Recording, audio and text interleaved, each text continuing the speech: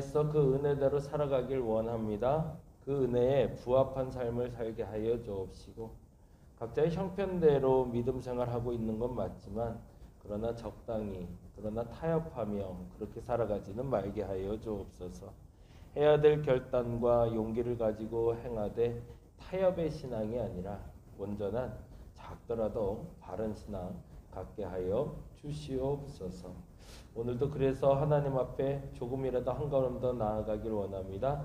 타협하지 말게 하시고 주 앞에서 바른 신앙으로 오늘도 서게 하여 주시옵소서. 감사합니다. 고마우신 예수님 이름으로 기도드렸습니다. 아멘. 창세기 19장 12절에서 22절 말씀 오늘은 봅니다. 오늘은 19장, 20장, 21장 세 장을 보는 날이고요. 그중에 창세기 19장 12절에서 22절까지만 보도록 하겠습니다. 창세기 19장 12절. 그 사람들이 롯에게 이르되 이 외에 내게 속한 자가 또 있느냐? 내 사위나 자녀나 성 중에 내게 속한 자들을 다 성 밖으로 이끌어내라. 그들에 대한 부르짖음이 여호와 앞에 크므로 여호와께서 이곳을 멸하시려고 우리를 보내셨나니 우리가 멸하리라. 롯이 나가서 그 딸들과 결혼할 사위들에게 말하여 이르기를 여호와께서 이 성을 멸하실 터이니 너희는 일어나 이곳에서 떠나라 하되 그의 사위들은 농담으로 여겼더라.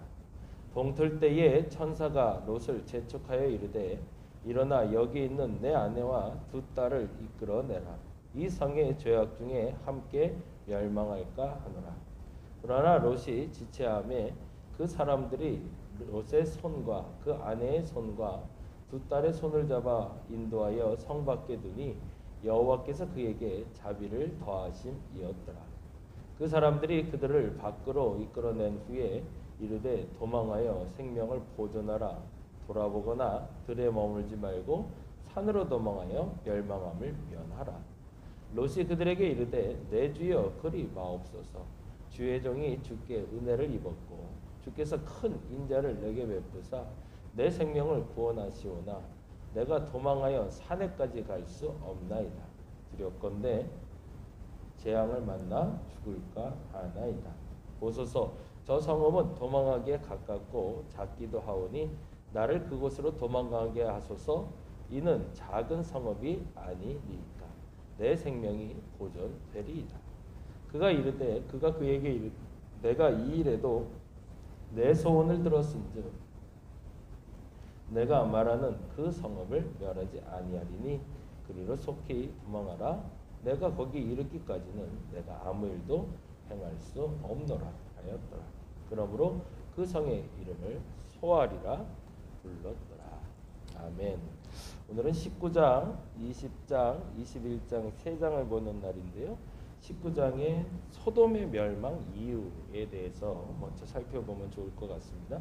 왜 소돔이 멸망했는가? 더 정확히 말하면 롯에 대해서 조금 묵상을 할 거예요. 그래서 그 얘기는 조금 이따 하려고 하고요.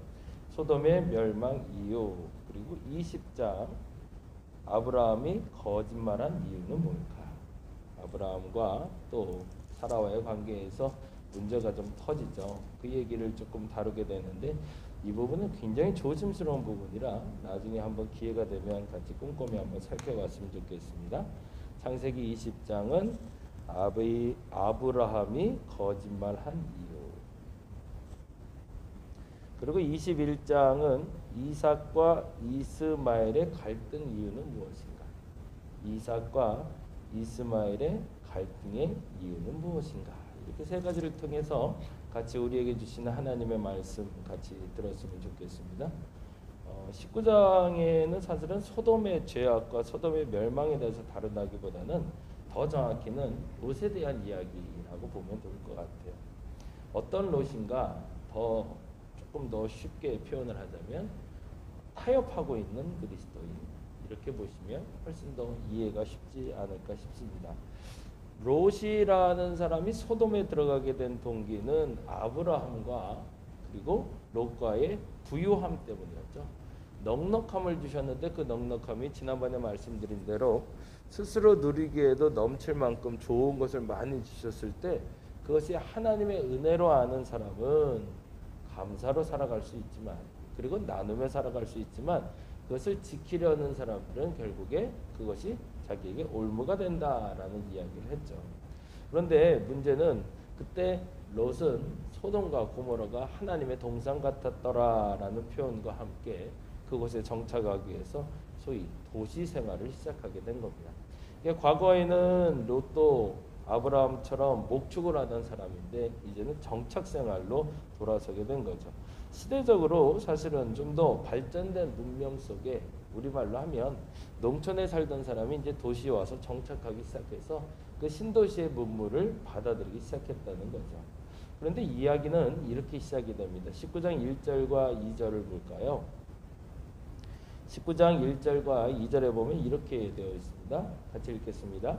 저녁 때에 그 두 천사가 소돔에 이르니 마침 롯이 소돔 성문에 앉아 있다가 그들을 보고 일어나 영접하고 땅에 엎드려 절하며 이르되 내 주여 돌이켜 종의 집으로 들어와 발을 씻고 주무시고 일찍이 일어나 갈 길을 가소서.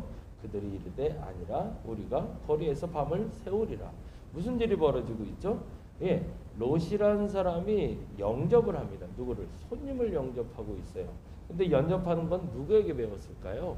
이 부분은 아브라함에게 배웠던 좋은 성품과 좋은 습관이죠.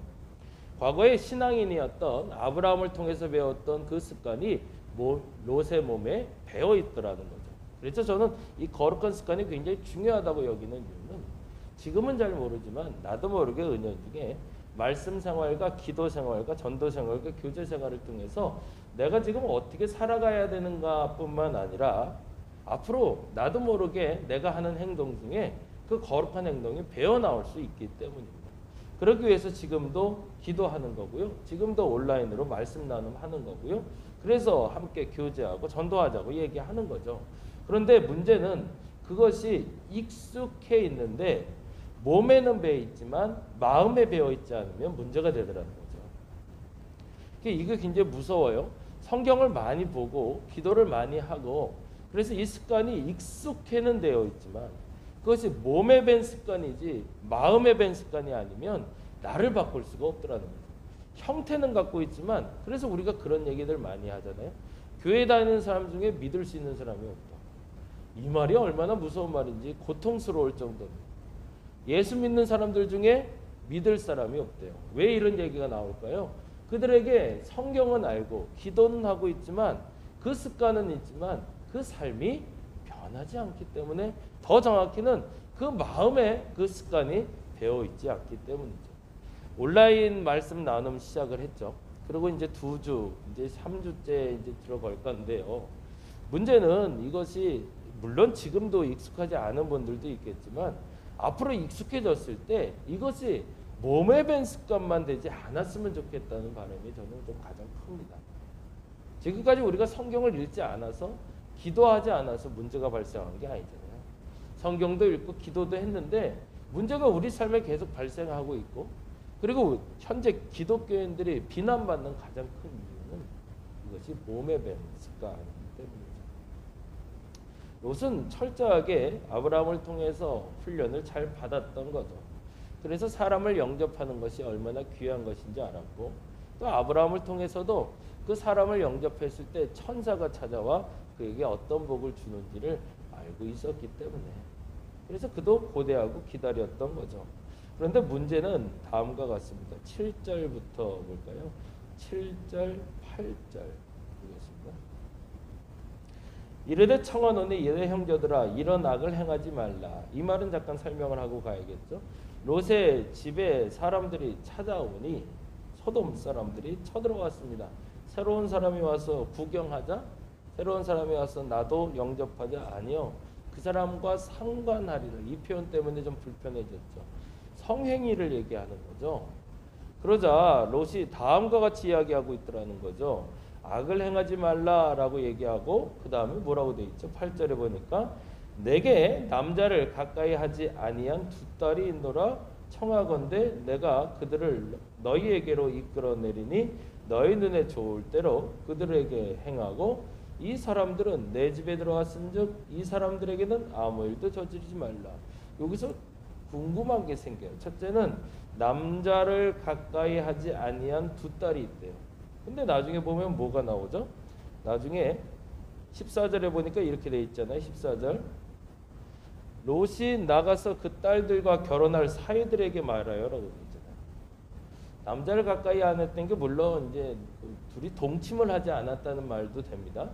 그런데 중요한 것은 그에게 있는 두 딸이 처녀인데 뭘 하라는 거예요? 너희 눈에 좋을 대로 그들에게 행하라고 그래요. 이게 아버지로서 딸에게 할 소리인가요? 이건 말도 안 되는 얘기죠.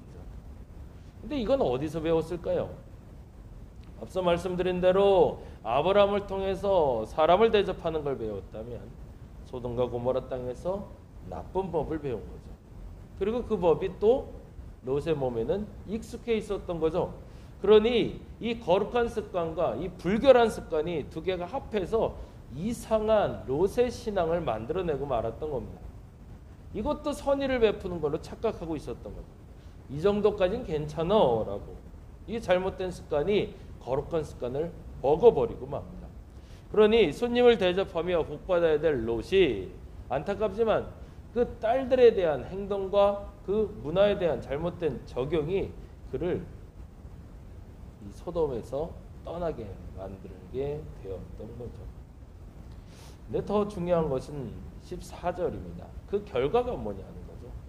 거룩한 습관과 불결한 습관이 결합하여 그 불결한 습관들이 그를 넘치게 할 때 그 결과는 다음과 같더라는 겁니다. 14절 보겠습니다. 14절 롯이 나가서 그 딸들과 결혼할 사위들에게 말하여 이르기를 여호와께서 이 성을 멸하실 터이니 너희는 일어나 이곳에서 떠나라 하되 그 사위들은 뭐라고 되어 있죠? 농담으로 욕합니다. 거기다가 줄을 쳐놓죠. 그렇게 된 사람의 말은 뭐를 잃어버린다는 거예요? 신뢰를 잃어버린다는 거죠. 아무리 성경 읽어봐라 소용없다는 거죠.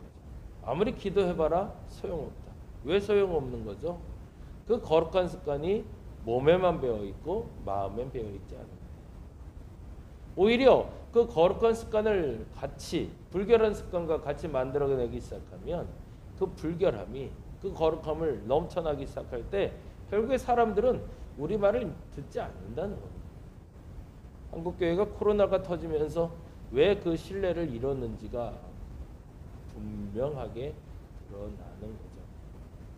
우리는 믿을 수 있는 사람이어야 되는데 믿을 수 없는 사람으로 변하고 말았습니다. 왜 그랬을까?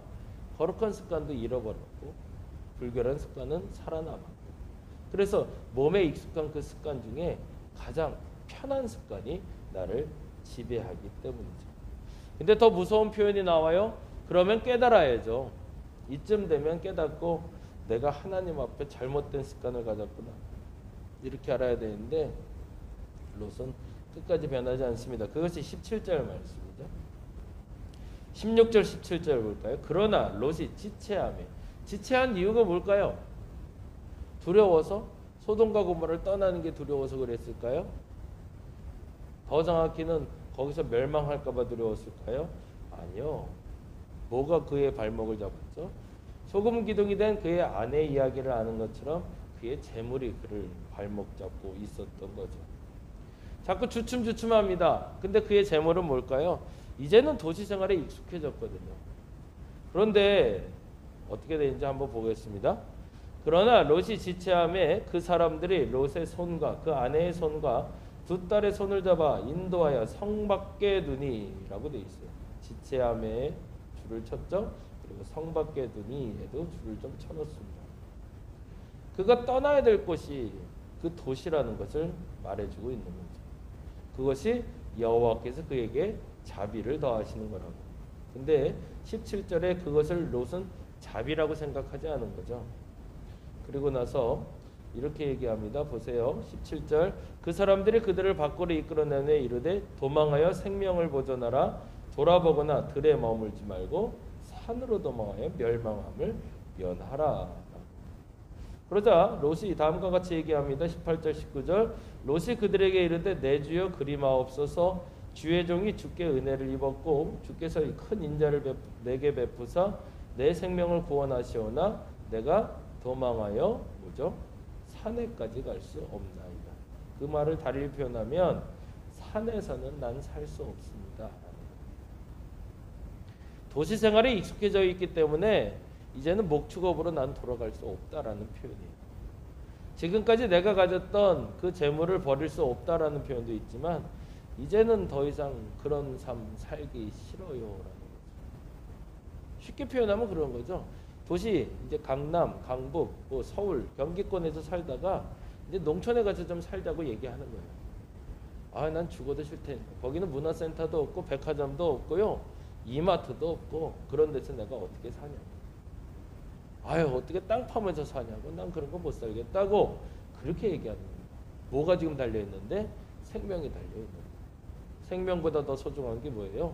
내 삶에 익숙한 잘못된 습관들이 내가 더 소중하다고 얘기하는 거죠. 근데 그 말까지도 주께서 응답하시고 이렇게 얘기하십니다. 21절 그가 그에게 이르되 내가 이 일에도 내 소원을 들었은즉 라고 되어 있죠. 거기다가 저를 좀 쳐놓죠. 결국에는 롯은 본인이 가져야 될 것을 취하고 마지막을 마무리합니다. 부족한 불쌍한 구원이 일어난 거죠. 오늘은 이렇게 한번 기도해 봤으면 좋겠어요. 내 습관은 몸에 밴 습관인가? 마음에 밴 습관인가? 온라인 성경 말씀 나눔 시작을 했는데 이 습관이 또 다른 몸에 밴 습관이 되지 않았으면 좋겠어요. 물론 몸에도 안 배면 문제겠지만 몸에만 밴 습관이 아니라 마음에 스며드는 습관이 되기를 간절히 바랍니다. 그렇게 질문해 봤으면 좋겠고요. 두 번째는 지금 말한 것처럼 하나님이 가라하는 곳에 머물 결단의 용기가 있는가. 이 도시를 떠나 시골로 가라. 너는 그 풍요를 떠나 가난으로 내려가라. 그럴 때 그것에도 아멘 할 수 있는가. 어려운 얘기죠. 그럼에도 불구하고 그것이 생명을 보존하는 일이고 새로운 도약을 준비할 일이라면 우리는 감내해 낼 수 있어야 됩니다. 이 두 가지의 기도 제목에 응답하며 하나님이 여러분의 생명을 보존하시고 복주기를 원하시는 곳에 머물 수 있는 저와 여러분 되시기를 간절히 바랍니다. 기도하겠습니다. 어려운 얘기입니다. 사실은 쉬운 얘기는 아닌데 한 번 더 고민해 봅니다. 우리의 습관은 몸에만 배어 있는가? 마음에도 배어 있는가?